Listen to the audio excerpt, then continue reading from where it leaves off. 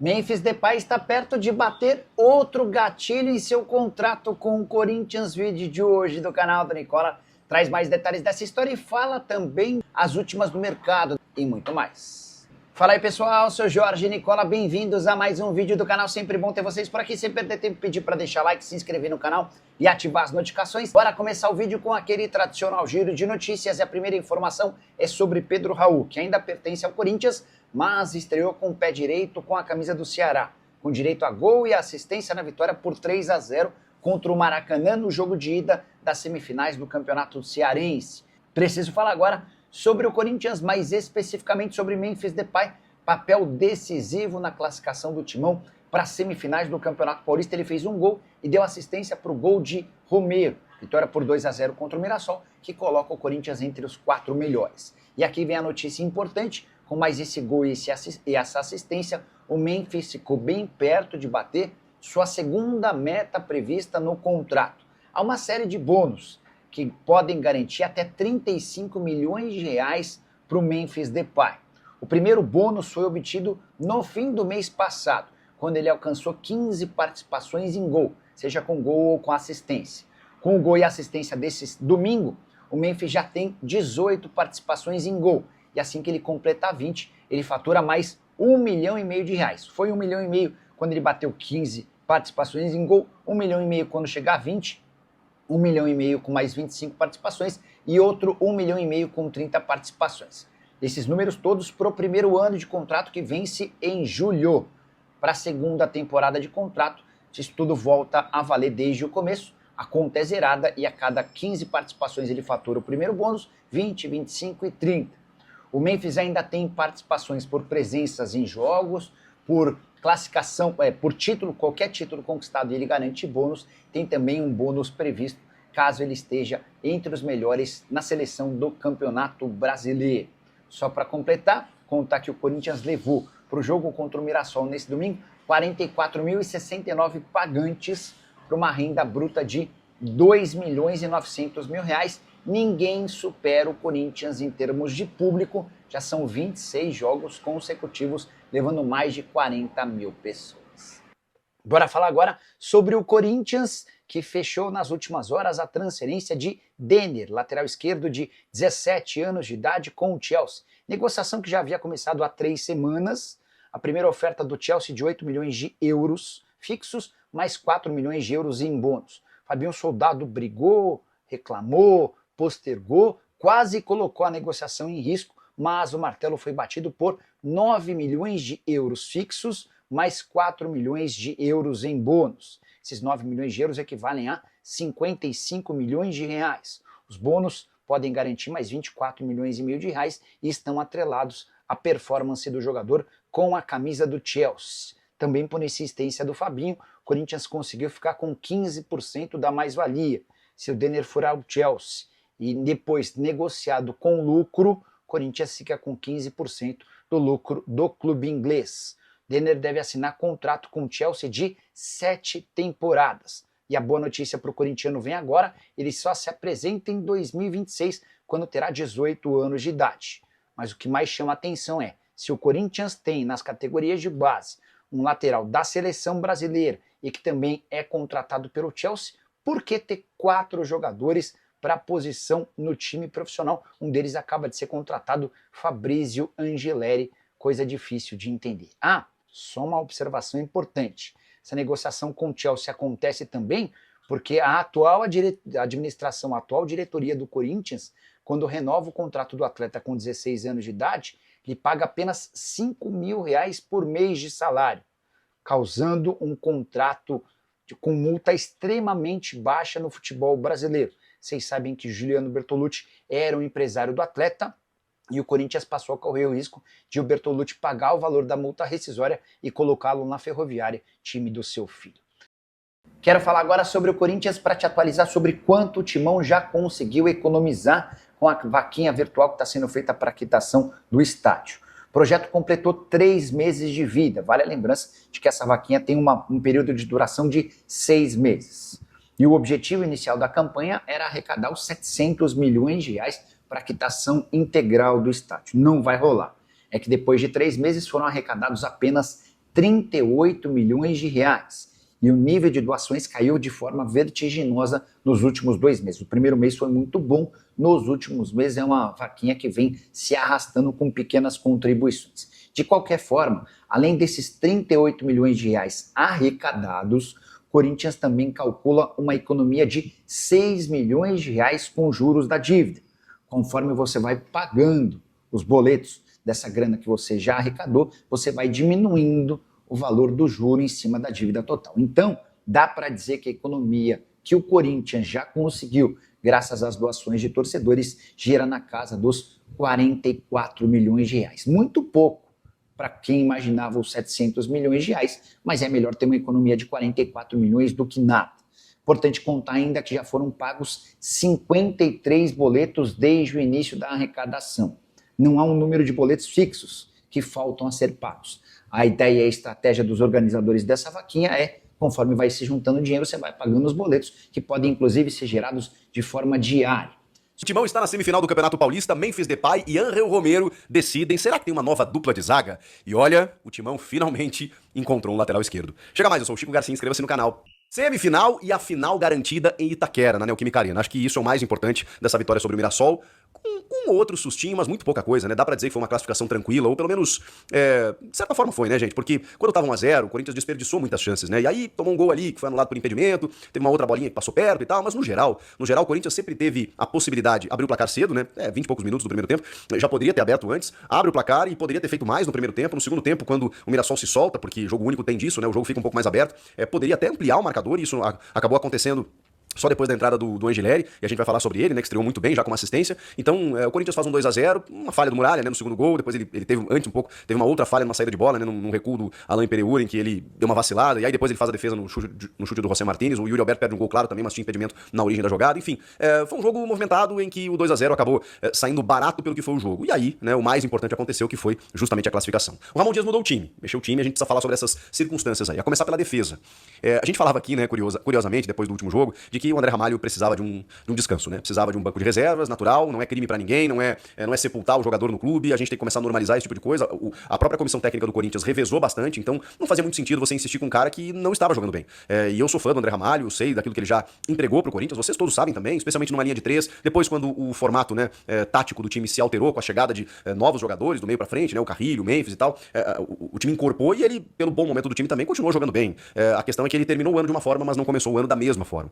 E a gente falava aqui, olha, de algumas duplas testadas aí pelo Ramon, 2 jogadores, né, tem uma dupla aí que não tomou gol, que foi a em 3 jogos, pelo menos, né, nos 3 jogos vazados, era essa a dupla, Félix Torres e João Pedro Tchoca. O Tchoca mesmo conquistou a titularidade ao longo do Campeonato Paulista, né, especialmente na vaga do Kaká, que não estava entregando, e o Tchoca realmente querendo e pedindo passagem. E tinha o Gustavo Henrique machucado. Então a gente estava tentando entender de que maneira ele montava essa dupla. Ele escolheu para esse jogo o Félix Torres e o Gustavo Henrique. Já foi bem diferente. Eu preciso ser justo aqui. O Félix Torres vem jogando bem esse ano, cara.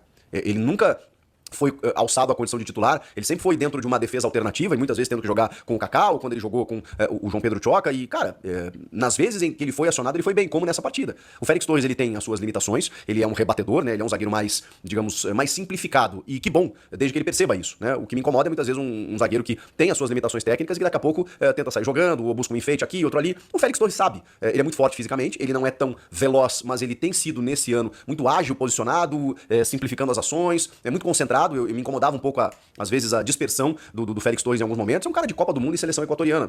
E o Corinthians pagou caro pra tirá-lo do Santos Laguna do México. Não podia ser tão ruim assim como muitas vezes ele apareceu. Ele está bem. E hoje fez uma boa atuação ao lado do Gustavo Henrique, que deu uma vaciladinha numa subida do Alain Pereur, que cabeceou, a bola passou por cima, o Mateuzinho até tava na jogada, mas foi um lance de mais perigo, assim, né? E o Gustavo Henrique é muito alto, né? Então o Alain Pereur conseguiu subir ali. Um problema que a defesa do Corinthians vem enfrentando. Mas também, se a gente for analisar, que talvez o Mirassol não tenha exigido tanto assim. Eu não vou por esse lado, porque times bem inferiores tecnicamente ao próprio Mirassol deram trabalho para a defesa do Corinthians. Então, quando o Corinthians passa ileso, sem tomar gols e com poucas chances criadas, eu preciso valorizar. Foi um Corinthians que tomou gols e sofreu contra Guarani, da Série C do Campeonato Brasileiro, e contra a Universidade Central da Venezuela, que é um time estreante em Libertadores e muito inferior tecnicamente. Então, quando vai bem contra o Mirassol, que é um adversário de Série A, a gente precisa valorizar. Eu não sei se é uma nova dupla de zaga, porque o João Pedro Tchoca também estava bem. Não sei se tem uma questão aí do Gustavo Henrique precisar jogar, porque, enfim, terminou bem a temporada também, né? Eu preciso de mais tempo para vê-lo, mas foi um teste com 2 zagueiros que estão bem, e eu preciso referir que Félix Torres é um deles. Nas laterais, o Mateuzinho Acho que fez um jogo correto, nada demais também, né? A galera, às vezes a gente pega no pé, muito pelo histórico, né? Então eu tento analisar jogo a jogo. Tem jogo que ele vai bem, eu vou elogiar, tem jogo que ele não vai. Enfim, eu já falei aqui que eu não acho que ele seja a solução para o Corinthians. Tô vendo um movimento muito importante na lateral esquerda, que eu gostaria de ver na lateral direita, mas não vai acontecer agora, porque a janela fechou, inclusive, né? Mas aí a gente vai pra esquerda e aí temos uma solução. Temos uma solução. Não, o Corinthians agora tem lateral. E eu não tô sendo exagerado pelos poucos minutos que o Angileri atuou e acabou dando uma assistência pro Memphis, que inclusive garantiu aí a classificação do time. Não é só isso. É porque a comparação, o nível de comparação, ele é gritante nesse momento quando você tem o Hugo e o Matheus Bidu. O Matheus Bidu, cara, assim, eu reconheço que ele terminou o ano passado muito bem, deu uma volta por cima, tava emprestado, negociado, virou titular na bola, conquistou isso, fez gols importantes, né? Terminou a temporada num time muito ajustado e ele funcionando, isso é super reconheço. Esse ano ele não tá bem, especialmente defensivamente, quando a exigência começa a ser um pouco maior pro time, aí você olha e fala assim, bom, o nível de jogadores que o Corinthians tem, ele exige um nível maior em outras posições, e aí nas laterais eu entendo que não seria o caso de Mateuzinho e Matheus Bidu, muito menos o Hugo, muito menos o Hugo. Então assim, quando você tem, e o Palácios não dá pra contar, o Angileri, que chega e veste a roupa de um lateral e ocupa bem aquela função, e é um cara equilibrado defensiva e ofensivamente, é um cara que inclusive se prontificou a jogar de zagueiro, ou seja, ele tem uma recomposição muito boa e ao mesmo tempo uma subida como aquele deu, gente, é coisa de lateral de ofício. Ele avançou com a bola dominada, a marcação foi diminuindo demoradamente, porque ele teve espaço pra jogar, como eu disse, o Mirassol ofereceu isso, e aí ele olha pra área, olha pra bola, olha pra área, e aí ele não olha mais pra bola, ele só bota na cabeça do Memphis. O Muralha falhou, caiu pra dentro do gol, não sei o quê, a bola tava em cima dele. Exploda-se. O Memphis fez o movimento correto, a assistência foi maravilhosa e ele cabeceou pra fazer o 2-0. O Memphis também merece um capítulo, cara. O Memphis jogando numa função um pouco diferente, porque as mudanças não pararam por aí, né? O Ramon começou com o Bidu, depois colocou o Angileri, e no meio de campo, ele abriu com o Martínez, Carrilho na direita, o Bidon na esquerda, e o Memphis, ele não foi necessariamente o meia atrás dos atacantes, mas ele foi um camisa 10, né, jogando um pouco mais de trás, mas mais pelo lado esquerdo, caindo por dentro, né, fazendo esse movimento, esse balanço. O Romero e o Yuri se alternando lá na frente no ataque. Com isso, uma disciplina tática muito importante, especialmente do Romero e do Memphis, né, o Romero mais pela direita, o Memphis mais pela esquerda, e os dois cobrindo laterais, né, o Reinaldo é um cara que sobe muito, especialmente pelo lado esquerdo, então eles tiveram esse compromisso. Claro que o Memphis ainda com algumas limitações. Terminou o jogo, vi até ele sem camisa, me pareceu mais sequinho, assim, né, eu vi a galera comentando que ele tava mais pesado. Acho que não, acho que ele tá entrando na forma e, cara, os números dele são inquestionáveis, né? Você pode pegar um jogo do Memphis no Corinthians, invariavelmente, ou ele dá uma assistência, ou ele faz um gol, ou ele participa da jogada, ou ele influencia no jogo de alguma maneira. Não dá pra desconsiderar o que o Memphis faz para o Corinthians, né?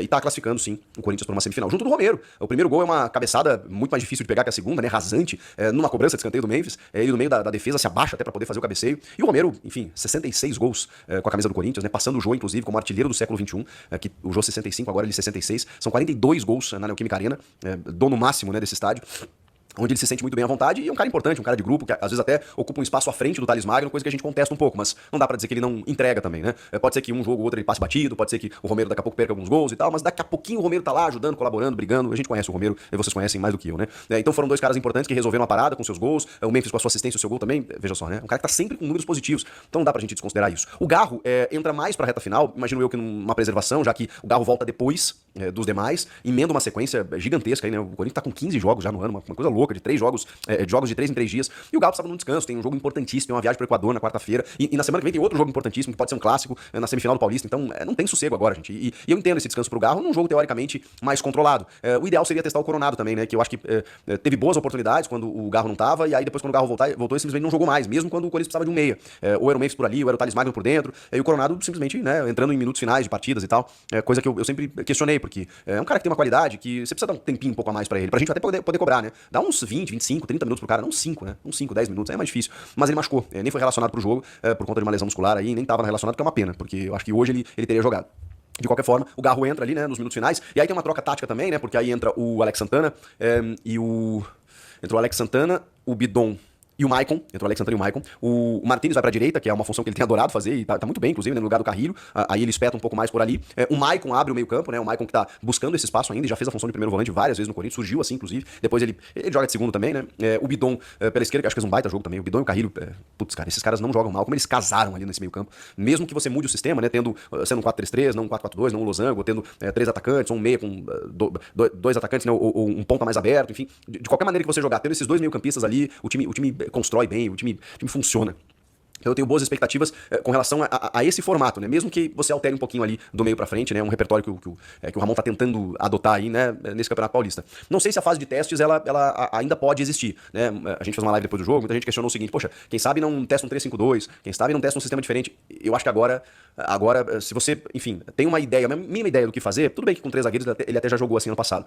Se você já tem uma ideia do que fazer, se os seus treinamentos estão mais convincentes em relação a isso, ok. Mas é difícil, né? Você vai testar num clássico contra o Santos, você vai testar numa partida de pré-Libertadores, né, correndo o risco de ser eliminado, eu acho bem mais arriscado. Mas enfim, o modelo tá aí, os jogadores estão aí, ainda estamos numa fase de rodagem, de minutagem, e isso eu reconheço, né, porque a temporada mal começou, apesar das decisões. Então é natural que você dose um pouquinho, né, o jogador tá desgastado aqui, vai pro banco aqui, não sei o quê, aí você vai mudando no decorrer das partidas, especialmente quando os resultados forem vindo, né, como foi o caso hoje, depois que tava tranquilo, aí ele começou a fazer algumas mexidas também. Garantida a final na Neoquímica Arena, né? Como eu falei, isso é importante, pela pontuação que continua, independentemente de quem o Corinthians pegar, e o confronto de semifinais depende desse jogo entre o São Paulo e o Novo Horizontino. Se o São Paulo passar vencendo, vai dar Corinthians e Santos na grande decisão da semifinal, né? Numa delas, pelo menos no próximo final de semana. Se o São Paulo empatar e passar nos pênaltis, ou o Novo Horizontino passar, aí o Corinthians pega ou o São Paulo ou o Novo Horizontino, né? Ele pega o Santos, se o São Paulo vencer no tempo normal, aí ele soma 3 pontos, o São Paulo se torna o terceiro colocado, pega o Palmeiras, e aí o Corinthians pega o Santos. Então tem uma tendência, eu sei que são mais resultados para isso não acontecer, mas eu acho que o São Paulo é favorito, né? Até para jogar em casa contra o Novo Horizontino, embora seja um confronto de risco, né, que a gente sabe que o Novo Horizontino é uma boa equipe, ganhou do Palmeiras na Arena Barueri, tem o Eduardo Batista, já bateu para subir para a Série A várias vezes, então eu acho que e o São Paulo também não tá inspirando lá muita confiança, então eu acho que realmente é um confronto arriscado, embora entenda que o São Paulo seja o favorito. Então eu acho ainda que vai dar Corinthians e Santos, mas a gente vai ter que aguardar. De qualquer forma, foi uma classificação necessária, protocolar até eu diria, e me incomodou também, não sei vocês, antes da gente encerrar esse vídeo, a maneira lacônica com que Ramon e Emiliano foram para a entrevista coletiva. Eu não sei se eles ficaram incomodados com as críticas do confronto contra o UCV, com o Poropopó que os jogadores tentaram fazer e foram recebidos com protesto, sobre as críticas que eles receberam nos últimos dias, sobre uma pressão até por conta dos resultados, ou não digo resultados, né, mas a maneira como eles cometem algumas escolhas em momentos decisivos, né, eles foram muito criticados por isso. Eu não sei, eles estavam com pouca paciência com a imprensa ali, as perguntas eram bem elaboradas, e eles respondiam laconicamente, né, com apenas às vezes 2, 3 palavras, não é isso que a gente tá preparando pro jogo, é isso aí, sabe? Tentando encerrar um assunto, e aí quando teve uma questão, inclusive, sobre a perda de gols, né, do tipo assim, pô, incomoda vocês, né, o fato do Corinthians tá criando oportunidades, mas tá desperdiçando, porque pode fazer falta em algum momento e tal, e aí o Emiliano olhou com um tom meio irônico, assim, do tipo, agora o problema é criar oportunidades, antes a gente não criava nada, sei lá, ele me pareceu muito na defensiva, até o Ramon olha pra ele nesse momento e fala assim, respira, então não sei por que eles foram tão irritados assim pra entrevista coletiva. Não quisessem, não, né? Tudo bem, eu sei que tem que dar entrevista coletiva, mas o Ramon tava até mais tranquilo, o Emiliano tava meio pistola, assim, não sei o que aconteceu. Enfim, meio injustificado. Pelo menos até onde a gente sabe, né? Não tem nada que justifique isso. De qualquer forma, passou bem e com algumas boas notícias. O lateral esquerdo, a dupla de zaga, o Memphis, como sempre, decidindo, e o Romero, né? Que sempre faz os seus golzinhos importantes, né? E isso é bacana. O Yuri perdeu um gol, mas estava impedido, né? Na origem da jogada, tudo mais. Ele ajudou muito na classificação na pré-Libertadores, então tá com crédito. E quarta-feira, Barcelona de Guayaquil, no Equador. Depois do jogo, você sabe, né? Tem live aqui no canal. Comenta aqui o que vocês acharam de tudo isso, inscreva-se no canal e eu volto na próxima. Tchau! Família, ficamos aqui com o nosso giro de notícias do Corinthians, informações exclusivas e atualizadas para você não perder nada. Chega deixando seu like, se inscrevendo neste canal, ativa o sininho de notificação. Muito importante a sua participação aqui. Agora vamos ficando por aqui. Um grande abraço no coraçãozinho, segue para mais no próximo vídeo. Vamos para cima, vamos.